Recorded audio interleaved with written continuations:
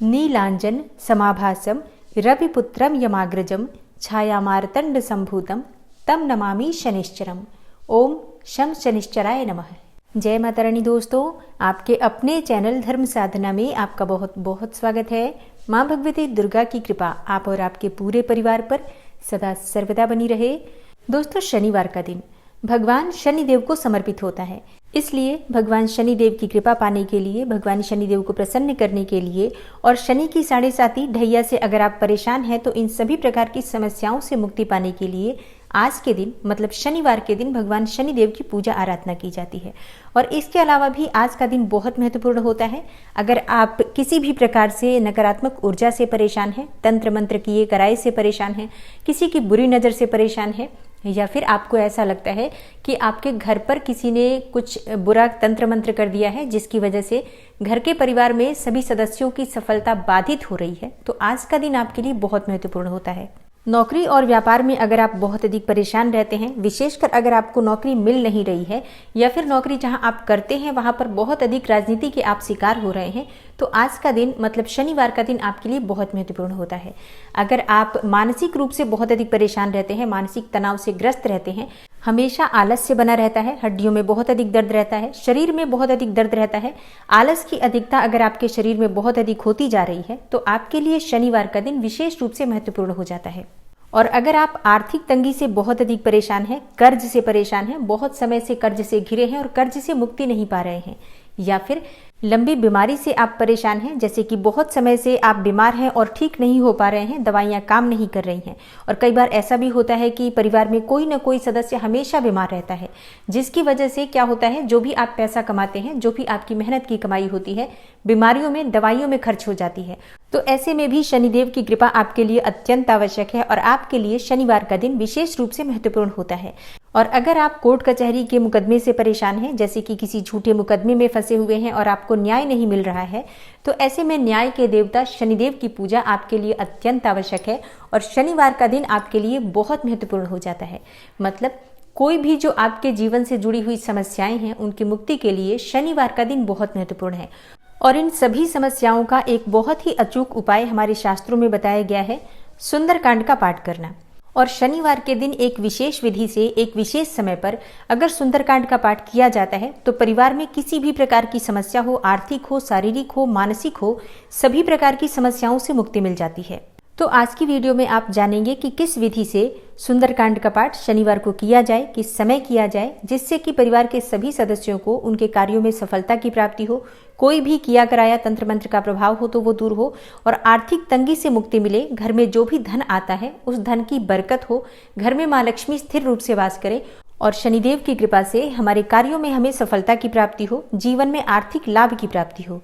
तो आज की वीडियो बहुत महत्वपूर्ण है, पूरा जरूर देखिए। और अगर आपको आज की वीडियो अच्छी लगे तो इसे लाइक भी जरूर कीजिए, क्योंकि आपके लाइक्स, आपके कमेंट्स मेरे लिए बहुत महत्वपूर्ण होते हैं। ये एकमात्र जरिया है जिनसे मुझे पता चलता है कि आपको ये वीडियो अच्छी लगती है और आपके लिए ये वीडियो उपयोगी है। तो अगर वीडियो अच्छी लगती है तो लाइक तो जरूर ही किया करें। इसके साथ ही कमेंट बॉक्स में माता रानी के नाम का जयकारा भी जरूर लगाएं, इससे आपको सकारात्मक ऊर्जा की प्राप्ति होती है।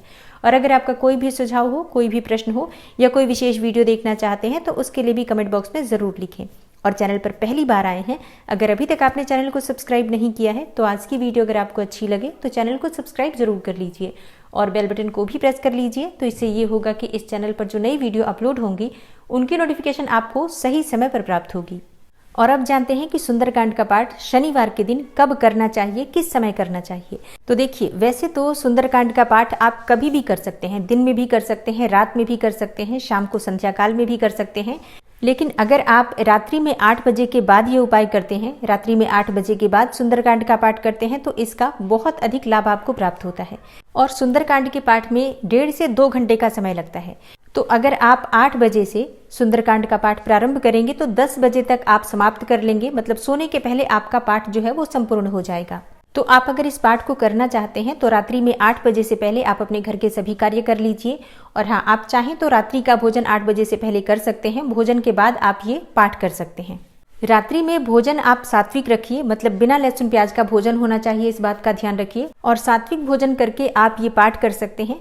और हाँ, जैसे कि सर्दियां चल रही हैं तो स्नान की आवश्यकता नहीं है, हाथ पांव मुंह धो लीजिए, वस्त्र बदल लीजिए और प्रयास कीजिए कि आप लाल रंग के वस्त्र धारण करें। और अगर लाल रंग के वस्त्र नहीं धारण कर पाते हैं तो इतना तो जरूर ध्यान रखिए कि आपके वस्त्र काले रंग के ना हो या नीले रंग के ना हो। बाकी आप किसी भी हल्के रंग के वस्त्र धारण करके और ये पाठ कर सकते हैं। और उसके बाद घर के मंदिर में आपको ये पाठ करना है। अच्छा, बहुत से लोगों के प्रश्न आते हैं कि हम घर के मंदिर में पाठ नहीं कर पाते हैं, क्या हम अपने कमरे में कर सकते हैं? जैसे कि बहुत से लोगों की बहुत बड़ी फैमिली होती है तो उन्हें असुविधा होती है घर के मंदिर में पूजा करने में। तो ऐसे में आप चाहें तो अपने कमरे में भी भगवान हनुमान जी की एक प्रतिमा रखकर, एक फोटो रखकर और वहीं पर बैठकर आप सुंदरकांड का पाठ कर सकते हैं, कोई समस्या नहीं है। तो देखिए, जिस भी स्थान पर आप पाठ कर रहे हैं साफ सुथरा और शुद्ध होना चाहिए वो स्थान, और बिल्कुल पवित्र होना चाहिए। थोड़ा सा गंगा जल डालकर आप पवित्र कर लीजिए उस स्थान को। एक चौकी रख लीजिए, हनुमान जी की कोई फोटो हो तो विराजित कर लीजिए। और घर के मंदिर में ही कर रहे हैं तो अलग से चौकी लगाने की बिल्कुल भी आवश्यकता नहीं है। मंदिर में जहां पर हनुमान जी विराजित हैं आप वहीं पर हनुमान जी के सामने एक शुद्ध घी का या तिल तेल का दीप प्रज्वलित कर सकते हैं। और हाँ, जैसे कि हम सुंदरकांड का पाठ करते हैं तो सबसे पहले भगवान श्री राम की पूजा करते हैं। तो प्रयास कीजिए कि आपके घर में श्री राम की तस्वीर हो जिसकी आप पूजा कर सकें हनुमान जी से पहले। और नहीं है तो सुंदरकांड की जो पुस्तक होती है उस पर श्री राम जी और हनुमान जी बने होते हैं, आप उनकी विधिवत पूजा कर लीजिए। पुस्तक की पूजा भी अनिवार्य होती है। पुस्तक पर भी धूप दीप इत्यादि अर्पित किया जाता है, तो इस पर श्री राम की पूजा हो जाएगी और हनुमान जी की भी पूजा हो जाएगी। और उसके बाद हनुमान जी के चित्र की पूजा कीजिए। जैसे कि लाल पुष्प अगर आपके पास उपलब्ध हो तो आज के दिन जरूर हनुमान जी को अर्पित करना चाहिए। और सुगंधित अगरबत्ती या धूप बत्ती प्रज्वलित करके हनुमान जी की पूजा कीजिए। और इसके बाद हनुमान जी को भोग अर्पित कीजिए। तो भोग में आप भीगे हुए काले चने अर्पित करें और इसके साथ ही गुड़ का भोग अर्पित करें।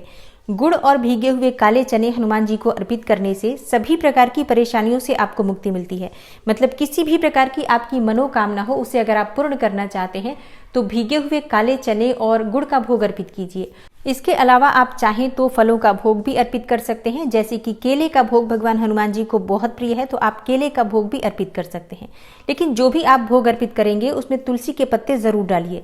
ऐसा माना जाता है कि जिस प्रकार से भगवान श्री हरि विष्णु को प्रिय है तुलसी, उसी प्रकार से हनुमान जी को जो भोग अर्पित किया जाता है उसमें अगर हम तुलसी का पत्ता डालते हैं तो हनुमान जी बहुत प्रसन्न होते हैं और हमारी समस्त प्रकार की मनोकामनाओं को पूर्ण कर देते हैं।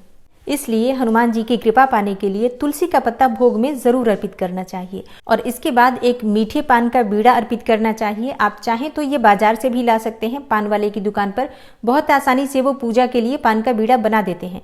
लेकिन अगर आप नहीं बनवा पाते हैं तो पान का पत्ता लेकर आइए, लौंग, इलायची, सुपारी और थोड़ी सी मिश्री डालकर पान का बीड़ा बनाकर और हनुमान जी को अर्पित कीजिए। और हनुमान जी से प्रार्थना कीजिए कि आपने जो भी सामग्री उन्हें अर्पित की है यथासंभव यथाशक्ति भगवान हनुमान जी उसे स्वीकार करें और आपकी पूजा, आपकी प्रार्थना को स्वीकार करें। इसके बाद आपकी जो भी मनोकामना है या जो भी परेशानी है वो हनुमान जी से कहिए और हनुमान जी से प्रार्थना कीजिए कि आपकी समस्त परेशानियों को वो दूर करें और आपकी जो भी मनोकामना हो उसे पूर्ण करें। इसके बाद हनुमान जी से प्रार्थना कीजिए कि हे हनुमान जी, मैं आपके समक्ष सुंदरकांड का पाठ करने जा रहा हूँ या करने जा रही हूँ, आप इसे स्वीकार कीजिए। भूल चूक कोई भी हो जाती है पाठ के दौरान, उच्चारण में, ध्यान में या पूजा पाठ में, तो उसे क्षमा कीजिए।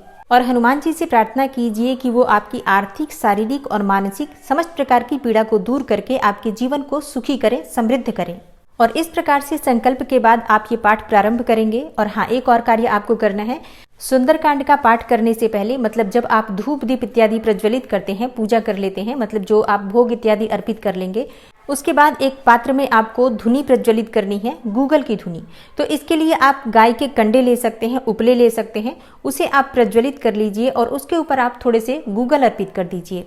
और हाँ, एक चीज का ध्यान रखिए, जितनी समय तक आप पाठ करेंगे उतने समय तक गूगल की धुनी जलती रहनी चाहिए, प्रज्वलित रहनी चाहिए। तो इसके लिए आप छोटे छोटे टुकड़े गूगल के कर लीजिए और बीच बीच में थोड़ा थोड़ा टुकड़ा उठाकर आप उसमें डालते रहें, जिससे कि वो पूरे समय प्रज्वलित रहे। इससे आपके घर में किसी भी प्रकार की नकारात्मक ऊर्जा होगी तो वो समाप्त होती है। और हाँ, हनुमान जी के सामने एक जल का पात्र भर कर रख दीजिए। जब तक आप पाठ करेंगे वो जल अभिमंत्रित होता रहेगा। तो शनिवार के दिन सुंदरकांड का पाठ करते समय आपको इन सभी बातों का ध्यान रखना है। और इसके बाद आपको पाठ करना है। जब आपका पाठ पूरा हो जाता है तो आप हनुमान जी की आरती करेंगे। आरती करने के बाद हनुमान जी से क्षमा प्रार्थना करेंगे, उनसे अपने मन की कामना कहेंगे, अपनी परेशानियों को दूर करने के लिए उनसे प्रार्थना करेंगे। और इसके बाद जो भोग आपने उन्हें अर्पित किया है, परिवार के सभी सदस्यों को वितरित कीजिए। सब लोग उसे ग्रहण करेंगे, आप भी उस प्रसाद में से ग्रहण करें। और हाँ, हनुमान जी के पास जो पात्र में रखा हुआ जल है उस जल में से परिवार के सभी सदस्यों को थोड़ा थोड़ा जरूर दीजिए, सब लोग उसे ग्रहण करें और बचे हुए जल में से पूरे घर में आपको छिड़काव करना है। मतलब घर के हर कोने में, रसोई से लेकर और आपके बालकनी तक, छत तक और मुख्य द्वार तक हर कोने में इस जल का छिड़काव हो जाए। थोड़ा थोड़ा जल आप पूरे घर में छिड़काव कर दीजिए, जिससे कि जो भी नकारात्मक ऊर्जा आपके घर में है वो दूर हो जाए, घर से बाहर निकल जाए। और तुलसी का पत्ता जो आपने भोग में अर्पित किया है उसे भी प्रसाद स्वरूप आप लोग ग्रहण कर लीजिए। और इसके बाद जो पान का बीड़ा है, बहुत से लोगों का प्रश्न होता है कि घर में कोई भी नहीं खाता है पान, तो ऐसे में हम क्या करें। देखिए, अगर कोई खाता है पान तो प्रसाद है वो आप लोग खा सकते हैं, नहीं कोई खाता है तो आप इसे जल प्रवाह कर सकते हैं, या फिर घर में गमले में जो मिट्टी होती है आप मिट्टी में भी इसे दबा सकते हैं। और हनुमान जी के पास जो आपने पुष्प अर्पित किए हैं, लाल पुष्प अर्पित किए हैं या पीले पुष्प अर्पित किए हैं, जो भी आपके पास उपलब्ध थे, अगर आपने पुष्प अर्पित किए हैं तो उस पुष्प में से एक पुष्प उठाकर हनुमान जी का प्रसाद मानकर अपने घर में धन रखने के स्थान पर रखिए। इससे हमेशा धन में बरकत होती रहेगी। और ये आपको हर शनिवार को जब भी आप पाठ करेंगे तो शनिवार के दिन पुराना वाला पुष्प हटा लेंगे और नया पुष्प फिर से जो हनुमान जी को चढ़ाया है आपने, वो फिर से आप धन रखने के स्थान पर रख देंगे। आप चाहें तो व्यापार के स्थल पर भी रख सकते हैं, अपने पर्स में भी रख सकते हैं। धन में बरकत होती है, नौकरी और व्यापार में परेशानियां जो होती हैं वो दूर होती हैं इस उपाय को करने से। और अब बात करते हैं कि सुंदरकांड का पाठ करते समय आपको कुछ विशेष बातें जिनका ध्यान रखना है।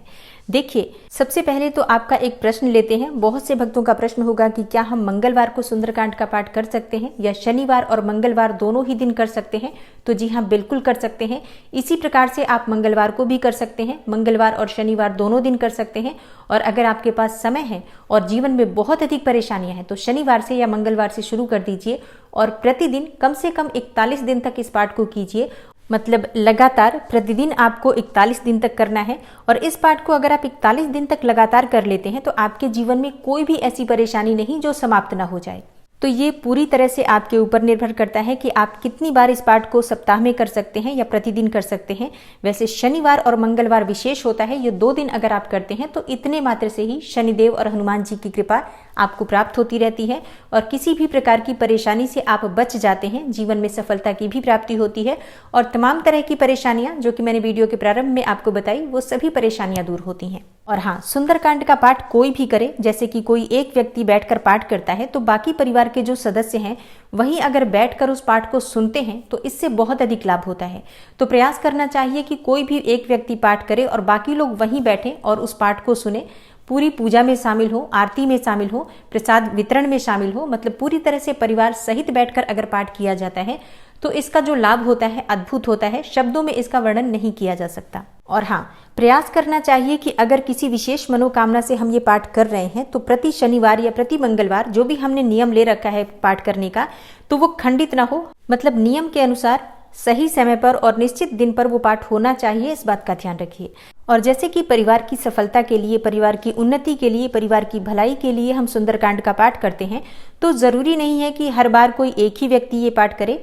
मतलब आज आपने इस पाठ को किया, अगली बार अगर आपके पास समय नहीं है तो घर का कोई भी दूसरा सदस्य बैठकर पढ़ सकता है और बाकी लोग बैठकर सुन सकते हैं। और इस प्रकार से आप अपने बच्चों से भी पाठ करवा सकते हैं। बच्चों को भी अगर हम धार्मिक कार्यों में लगाते हैं तो उनके जीवन में सफलता की भी प्राप्ति होती है और कहीं ना कहीं वो धर्म से जुड़े रहते हैं, तो भटकाव नहीं होता है जीवन में। और बात करें अगले प्रश्न के बारे में, जो कि आप लोगों के अक्सर आते हैं, अभी भी आएंगे कमेंट बॉक्स में, कि क्या महिलाएं सुंदरकांड का पाठ कर सकती हैं, लड़कियां सुंदरकांड का पाठ कर सकती हैं। जी हाँ, बिल्कुल कर सकती हैं। जो भी हनुमान जी की कृपा पाना चाहते हैं, जिसकी भी हनुमान जी में आस्था है, वो सुंदरकांड का पाठ भी कर सकते हैं, हनुमान चालीसा का पाठ भी कर सकते हैं और बजरंग बाण का पाठ भी कर सकते हैं। महिलाओं के लिए किसी भी शास्त्र में ऐसा वर्णित नहीं है कि आप कोई पाठ नहीं कर सकते हैं, बिल्कुल कर सकते हैं। सभी प्रकार के पूजा पाठ महिलाओं के लिए भी उतने ही महत्वपूर्ण हैं जितना कि पुरुषों के लिए। लेकिन महिलाओं के लिए एक विशेष नियम होता है, पीरियड्स के दिनों में आप किसी भी प्रकार से कोई भी पूजा पाठ नहीं कर सकते हैं, कार्मिक पूजा पाठ नहीं कर सकते हैं। इसलिए पीरियड्स के दिनों में आप सुंदरकांड का पाठ भी नहीं कर सकते हैं। तो इस समय जब आप पीरियड्स में हो, परिवार का कोई भी दूसरा सदस्य इस पाठ को कर सकता है। और अगला जो आपका प्रश्न होता है कि कितने दिनों में हमें पता चलेगा, कितने दिनों में हमें फर्क दिखेगा, तो देखिए, वैसे तो सुंदरकांड का पाठ जब हम करते हैं तो मात्र 7 दिन अगर लगातार कर लेते हैं, मतलब 7 बार नियम के अनुसार आप शनिवार या मंगलवार को कर लेते हैं, तो निश्चित ही आपको लाभ दिखाई देता है। जिस भी प्रकार की मनोकामना के लिए आप ये उपाय करते हैं आपको लाभ होता है। लेकिन ये इस बात पर भी निर्भर करता है कि आपके घर की ऊर्जा कितनी सकारात्मक है या कितनी नकारात्मक है। अगर आपके घर में बहुत अधिक नकारात्मक ऊर्जा है तो प्रभाव दिखने में हो सकता है थोड़ा समय लगे, लेकिन अगर आपके घर में सकारात्मक ऊर्जा है, नियमित पूजा पाठ होते हैं, नियमित धार्मिक अनुष्ठान होते हैं, तो ऐसे में मात्र 1 या 2 मंगलवार में भी, 1 या 2 शनिवार में भी आपको फर्क दिखेगा। और जिस भी मनोकामना के लिए आप ये उपाय कर रहे हैं, निश्चित ही आपको उसके पूर्ण होने के आसार दिखाई देंगे। तो आवश्यकता है धैर्य की और पूर्ण भक्ति की। अगर हम भक्ति भाव से धैर्य पूर्वक हनुमान जी की शरण में रहेंगे, सुंदरकांड का पाठ करेंगे, तो निश्चित ही परेशानियां अपने आप ही दूर हो जाती हैं। मनोकामना कोई भी हो, निश्चित ही वो पूर्ण होती है। तो आशा करती हूँ आज की वीडियो से आपको लाभ अवश्य होगा। इस वीडियो से संबंधित और भी अगर आपका कोई प्रश्न हो तो आप कमेंट बॉक्स में लिख सकते हैं। मिलती हूँ मैं आपसे अगली वीडियो में, तब तक के लिए नमस्कार।